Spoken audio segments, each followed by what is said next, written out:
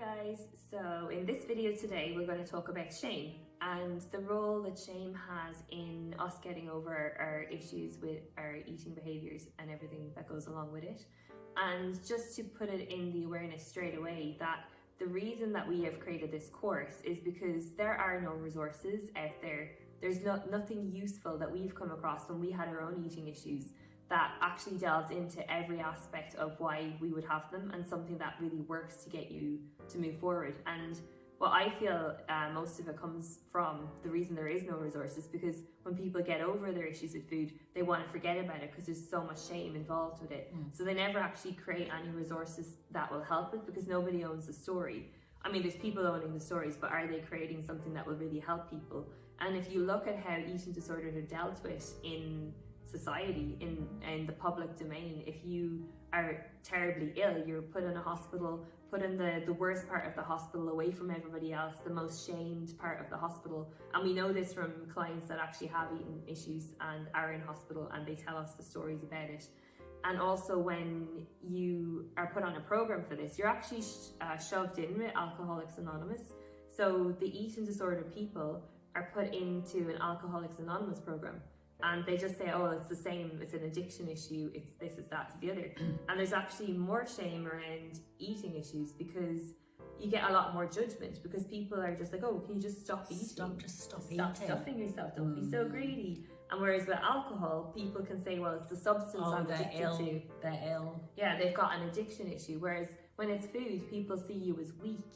You know, they'll see you as greedy, selfish, not disciplined, don't have any motivation. So it's almost like one of those things that even doctors, because they haven't experienced it themselves, will be annoyed at the patient because they're taking up resources. Yeah, like they'll say you went for help, they might send you to a dietitian and give you a diet plan, or tell you to go and see a personal trainer to get some exercise. And I think actually even recently at a government level, Boris Johnson had brought out something to do with obesity, just for people to do more cycling. It's like completely not looking missing the point that actually, like you were saying there, the people with eating disorders are put into Alcoholics Anonymous because yes, it is the same, as in it's the same thing that's or similar, everybody's different, but some sort of pain or something, some fear struggle is driving that person to this behavior. It's not an addiction, it's from some sort of trauma or a struggle. So yes, it is the same, but it needs its own area to deal with. And actually it's why we deal with some people that have alcohol issues as well, because these are all the same fractals. It's all coming from emotional pain. So everything starts in the energy emotional body and it manifests in the physical. Somehow we end up soothing through something like alcohol, drugs, food. And it just depends on what we choose or what is our go-to to soothe from, what we find the most effective thing to get us out of that pain state and into a different state. So just because we've chosen food, we end up being more shamed because it's something that should be natural, like we should just be able to control it. And it's not about control, it's about looking at why we have those issues. So I know for me, like shame was a massive part of me not reaching out for help. And I know a lot of people that come to us will have massive shame around even joining a group course because they don't want other people to see that they have these issues. And actually, until you own it, it will own you. So it's really important to go into it, own it, tell your story, go into the pain of it, and really connect to being different. So really going into the details of your story and how you might want to share that.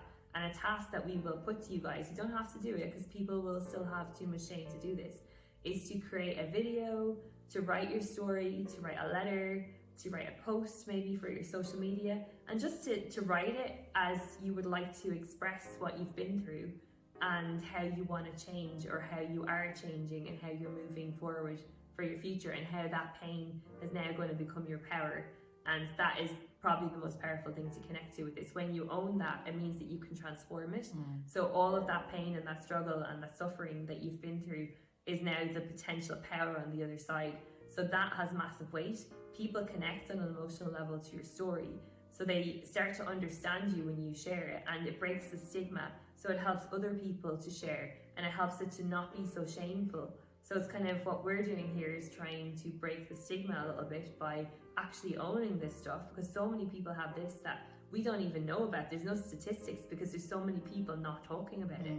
And if they happen to get over it and resolve the issues, or for some reason the eating disorder goes away, which we've talked about already, it can go away because some emotional need is met. They don't need to talk about it anymore. So the shame doesn't need to be dealt with. They still have massive shame in their system over it, so it will come back in some other way. So it's kind of to notice that if we can all be part of breaking that stigma, we can really help everybody else move forward. And starting with ourselves, help ourselves first, own it, and see how that feels in your system to own your story, own all of your behaviours, and understand the pain that was driving them, as opposed to judging yourself for having it. So it's very important that we don't get into judgment on this one as well. Yeah, it's knowing that there's so much pressure, or we put so much pressure on ourselves to present ourselves, especially with social media. And I don't want to like demonize social media, but it is a big factor that's kind of compounded a lot of these things that were already there. That we want to keep up with the Joneses and only present our perfect side. So, like for me, when I was bodybuilding, I was winning all these shows. I looked incredible. I was always super lean for all my competitions and everything. And I was promoting a healthy lifestyle. And especially when I started coaching, it was like to then say that I had this issue with eating and I wasn't disciplined, which is what I was promoting. Stay disciplined, be motivated, eat healthy, eat clean, train dirty, all these different things. And in the reality, I was there really suffering and struggling with problems around food. And for me as well, it was like knowing that if I wasn't quite in the best condition and I didn't win a show because of this, it was like I didn't want people to know what I was really doing, because then it'd be like, oh well, she doesn't deserve to win, and this kind of thing, which is what I felt inside. I don't deserve to win, look at what I'm doing. You can feel like a fraud. This is exactly it. You feel like a fraud. So it's really knowing that doing that is creating more contraction in your system and more reason to then want to binge or do these behaviours that will soothe or escape you from this reality that we're creating. Yeah, it's massively dangerous to go into that zone of keeping yourself trapped because you can't own your behaviours. So when we feel like the fraud, and this happens a lot in the fitness industry, a lot of the fitness people will have eating issues. They will have massive shame around it, and their business is built around it. So how can you own something when you feel like your identity is wrapped up in it, and that becomes a massive thing? Just to point out that myself and Rosie's identity was massively wrapped up in our physical image and all of this stuff, and we are here owning it now, and it didn't change anything. In fact, it made us better, more successful. Feels so good. We actually thought about doing this video naked. Yeah, we were like, let's get rid of the shame and strip off. Maybe we'll do that as another one. Like, if you want to create a video to let go of your shame in whatever way, like, what is the most... Get the most creative. the most, like, cringe-worthy thing that you could possibly imagine of yourself doing and saying? Like, owning things and saying them out loud sometimes just was like, oh, that feels like a relief to say this out loud. I have this issue. It's because I think it's because of X, Y, and Z, and this happened to me when I was a kid or whatever. And it's really like expressing it, allowing it out, and doing something that makes you uncomfortable so that you can go through the discomfort of transformation on the other side. Super powerful. And it's really doing this work on this course where you are starting to really dissect what has happened to you, why you are where you are, so you can understand all of those deeper levels, to bring compassion and understanding so that you're not judging yourself anymore, because that's when it's quite hard to own it and share it, when you still feel like you're broken or you have some sort of disorder, and it's like feeling like, oh God, what's wrong with me? They're going to think I'm mental or I'm unstable. What will people at work think if they think that I'm struggling with my mental health? The judgment, the shame. Yeah, so it's doing this kind of work where actually you really understand the science of it. You understand from an energetic point of view, emotionally, like different things like childhood trauma and all these different things, and you just understand we are all like that.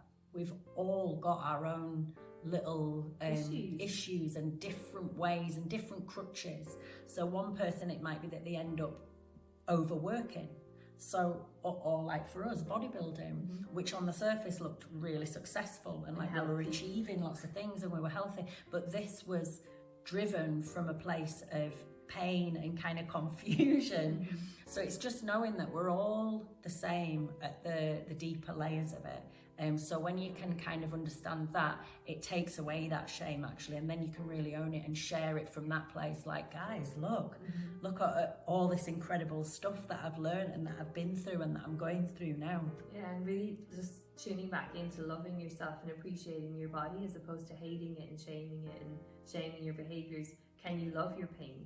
Can you really thank the pain for bringing you to where you are right now, to giving you this awareness, like self-awareness? Like people who don't experience pain actually, or don't experience these kind of traumas or issues or whatever, they don't have a massive pivot point to grow from. So for me, it's been like, actually my biggest teacher has been all of my shit. So it's like knowing that, it's like I can really be thankful for all the shit that I've had to go through and the shit that I've been through and the shit that I've put myself through, because now I can see the transformation on the other side, because I've made that jump to want to change it, and you have to want to change it, but it's on the other side where all the growth, expansion, joy, self-acceptance, happiness, celebration, all the stuff that you want, all those feelings that you want, they're all there and much more, and very powerful because you've owned who you were and what you were doing and why, and really delved and accepted and stopped judging and all of those things, and really stepping into this part, which is the complete opposite, which is complete self-love, self-acceptance, no judgment on you or anybody else. So like it transfers to other people as well. You become more loving, more accepting, more understanding, more compassionate, just a better person in general, much lighter being. Sounds good. Give me some of that. Let's release that shame. So yeah, if you want to make a naked video, feel free. But we will put a task to you to create something that expresses your shame and owning it and everything that you're ashamed of, writing it down, speaking it, saying like it. What is the biggest fear of saying out to the world? And what would afraid be of? Yeah, like the worst thing that you could share, or that scares you so much for people to know that about you? Please share it with us. We'd love to hear it. Yeah. And it just helps you to release. Expression is so important. So yeah, we're going to put that big task to you guys and see what you come back with. We'll be excited to see. So that is the end of our shame video. And remember, food is not the issue. Shame is.